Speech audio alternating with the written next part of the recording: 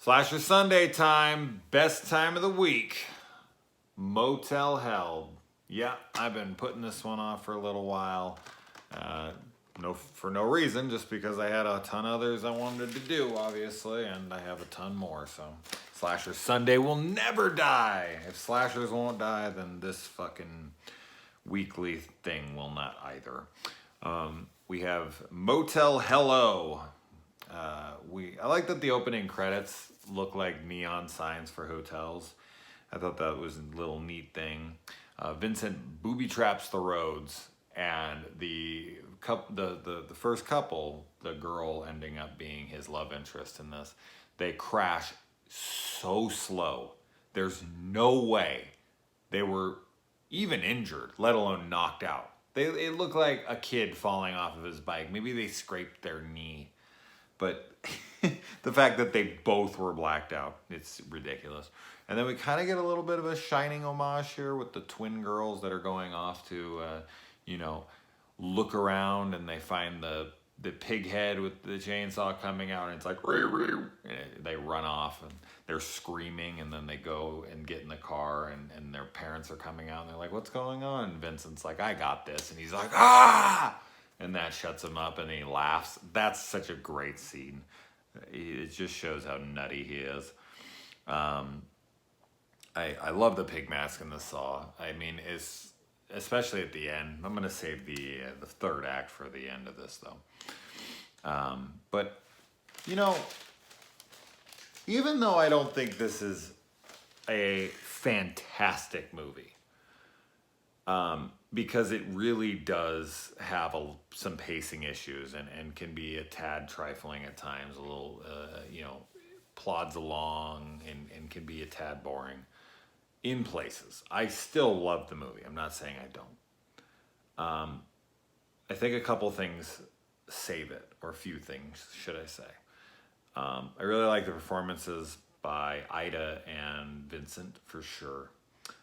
Even the sheriff cop is pretty good.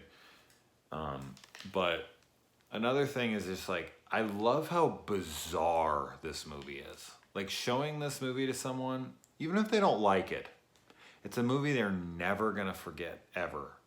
And that says something, like it or not. I like movies that stick in my mind, even if I hate them. There's been plenty of movies in the past that, even though I did not enjoy them, I could tell you everything that happened in that movie because it's memorable, because it's weird, or it's unique, or whatever. And there's something to be said for that, because there's tons of movies that I thought were fine, even good, and I couldn't tell you a damn thing about them. Like, you tell me the title and I'd be like, yeah, wasn't this person in it? And I'd be like, wasn't that about like a guy that like has a kid or something? And like, I don't remember anything. And this is a film that I've shown a couple friends, and over the years, they'll be like, what was that really weird movie you saw where they like broke the people's neck and they buried them like plants and this and that? Like, they know so many details. They don't remember the title for some reason, but it just sticks with you. And I really like movies like that. I love unique, original, films that when you start describing them, it's like instantaneously. Like, how many movies can you like? How many movies fit into that same description? Like, if I was to be like, well, there's this guy and he's out for revenge and they killed his family, and like, you can go for a while before it becomes very specific. With this movie, you can just name like a couple things and it's like, Motel Hell, I know that one, like, instantly. So I like how unique and odd this film is. It really stands out. So I think that's why I've put it in so high in my slasher list, because, as I said, I don't think it's the greatest movie, but man, it's unique. Anyway, I love the tagline of this movie. It takes all kinds of critters to make Farmer Vincent's fritters. Such a great tagline, and a very memorable one as well. Another great line from this is, meat's meat and a man's gotta eat. There's a lot of really good lines. there is almost like a jealousy going on between, you know, Ida, who's supposed to be his little sister, I guess. I don't know if like, is she into him, or does she not want anyone else screwing up what they have? I don't know what to take from that. I mean, they're so screwed up. They're cannibals and this and that it's not, you know, a far cry to believe that she would be into him. And I love what the cop is so pushy. And it's funny because there's a point in this movie where he's basically trying to rape her. Like, she's like, no, I don't want any. They drive up to Lover's Lane. He turns on the lights and people start crashing into each other to fucking drive out of there. That's an accident. And if you drove away from that, that's hit and run. So you probably shouldn't run into other people. And then people run out of their car naked, like 20 feet, and then back to their car and get in. It's not like they just like got out of the back seat and like went around to the front. Like, they took off this way, then they came back and ran in. Well, then you got indecent exposure and all these different things. It's a silly scene. It's supposed to add, you know, some chaos to it and be fun. It's almost like a Dukes of Hazzard running away kind of thing, but it's silly. Anyway, they pull up and they give binoculars. Why this guy can't afford to just take her to the drive-in? Maybe he's just trying to prove he's like a big deal by being able to have the, you know, sound piped in through his radio. But I was just like, really, you cheap fuck? You can't take her down to the movies? I mean, you're a cop. You probably get in for free. If you're having the shit piped in, you know the person who works there, so they probably let you in, no? So I just thought that was weird. But then he's like looking at her, he puts his arm, and she's like, what are you doing? Don't. And he like leans in, tries again, and she like slaps him or whatever, and he's like laughs and jumps on her and starts like basically trying to rape her. I mean, he's attacking her. And then you hear, help me, and this is the girl that's ran away from the fake cows that Vincent had put out there and was gassing her friend. And then he's like, oh, she's like, no, that wasn't me. And he's like, oh, let's go. And she's like, okay. And it's like, okay, like, you're good, like, let's go help this girl. There's not a big deal. This guy just tried to assault me. He's a police officer, and he just tried to fucking sexually assault me. And he ends up getting the girl in the end, okay? How many movies do you see, especially in America? There's definitely probably some Asian ones, but how many movies do you see where the guy's sexually attacking the girl, physically attacking this chick, and then in the later bit of the movie, like at the very end, he ends up getting the girl? That just never, ever, ever, ever happens. But she's very forgiving. I mean, Ida tries to drown her straight out. Tries to drown her, and when Vincent saves her and pulls her back, her head's above water so she can hear her. She's like, what are you doing, Vincent? What are you doing?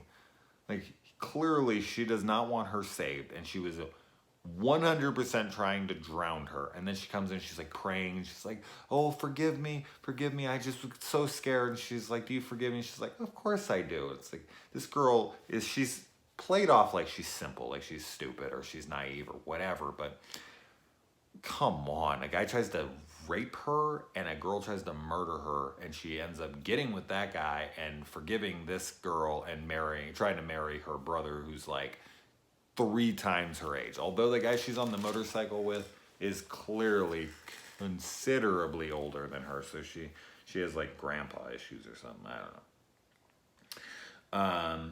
And the swinger party, these guys that come into the place, they're another highlight of the film. They just go there and, you know, they're like, isn't this the place? And they're like, yeah, go for it. And they go, and she has like this whip dance, and she's fucking the whole place up whipping, and he comes out and he's wearing like women's clothing, women's undergarments, and they're like spreading lubrication all over their body. Like, I don't know, is he gonna put his head in somebody or something? Why you need lube everywhere? I don't know. I mean, I guess I'm not that kinky, but then they come in, they let them tie him up. And right before they get there, they're like, oh, you think they're into animals? And you're like, God, I hope so. And when they get there, they're like, do you have any pigs? Like, these people are fucking out of their mind. I don't know who's crazier. Jesus Christ, they want to fuck pigs and random people in motels that are, you know, like this bigger chick and this really old dude. Like, they're into all sorts of shit. Bestiality and big chicks and old dudes and whips and everything. These guys are crazy, but they're funny as hell, man. Such a good little extra addition to the insanity was in this movie. And it's just, yeah, I mean, I already kind of went over this with the grandpa thing, but it's like, she's into him. That's crazy to me. And another, I really like Ida. She's perfectly nuts in this. And then we got Wolfman Jack, who plays the Reverend in this, who steals the Playboy and is gonna marry them and takes it off, and he's like, thank you, Lord, for the Playboy. It's great. I think it's like a hustler or something. Playboy isn't enough for this guy. He's a reverend, man. He needs something much harder. That's all the action he gets, right? He needs like the real hard shit. And oh man, we got some wet t-shirt action happening here, and she definitely shows off her goods enough. And then like, yeah, one of the most memorable scenes, if not the most memorable scene, is the humane way to kill his planted human beings. He plants people so that they'll loosen up and get fatter and softer in the ground, slits their tracheas, their vocal cords through their necks, and does it up, and that noise they make. I mean, that's something else who's seen this is gonna talk about instantly. That noise, that fucking noise haunts you. And then he brings it down and puts the hypnotizer in front of them, and they're just like, whoa. And he's telling them that they're gonna go on a rocket ride, and she goes and she's on a tractor and ties a bunch of nooses around their neck and breaks their neck. I mean, just coming up with that concept when you're writing this movie, like, we're gonna plant him in the ground, and then we're gonna hypnotize him because he's into humane killing, and then we're gonna have a tractor ride that they think is a rocket ride, and he's gonna do a countdown. Like, just writing this movie would be so fucking crazy and fun. And I love that, like, they end up getting loose, like the biker dude that she came in with, like, digs himself out of the ground, digs them all out of the ground, and then they come and they attack like a zombie horde. That fucking noise. And then we get the chainsaw on chainsaw action here, which is very reminiscent of Texas Chainsaw Massacre 2, Dennis Hopper versus Leatherface. Great stuff. And this is a great chainsaw fight, man. It goes on for a while, and it's tense and it's good. And then we got like the Dudley Do-Right thing going on in the background of the girl like slowly making her way down to like the little saw. We're gonna have Snidely Whiplash come in and I'll save you now. And then he literally almost Dudley Do-Rights himself into the situation when he finally bests, Rory's Vincent. He freaking swings in on one of the meat hooks to save the day. It's great. Can't just run in. No, he's got to go all theatrical with it and swing in. It's awesome. He's like a freaking rope swinging across from like a pirate ship or something, but it's like a little chain. It's great. And the pig mask, obviously, I don't know if this is where, pig mask right there, see? I don't know if this is where Saw got their inspiration for Jigsaw's mask, but very similar kind of thing going on there. Definitely reminds me of it. And I mean, come on, really, is there a better ending line for a villain than like, I'm the biggest hypocrite of them all. I used preservatives. So great. I mean, come on. I love that the zombies basically bury Ida upside down, because when they bring the bag off, you just know it's going to be Ida and she's going to have like her throat slit or something. And nope, she's buried upside down, feet. And then when they touch them, they're like kicking and they just leave her buried. Like, nope, fuck off. And then the chick at the end's like, we should just burn this place down. He's like, arson, we can't do that. And she's like, this is an evil place. And then it just gets a close-up on the sign, and the sign explodes, and then the credits roll in some fucking hillbilly country, Ate Your Soul in some whatever place. Jesus Christ. The third act of this movie is nuts and so much fun. But yeah, guys, that's about it. So got some fans of this movie. I love it. I have a poster up there. I have a shirt a Motel Hell shirt. You've probably seen it in other videos, but I couldn't find it to wear it for this one. But I didn't want to be that guy, right? So anyway, guys, all right, till next week.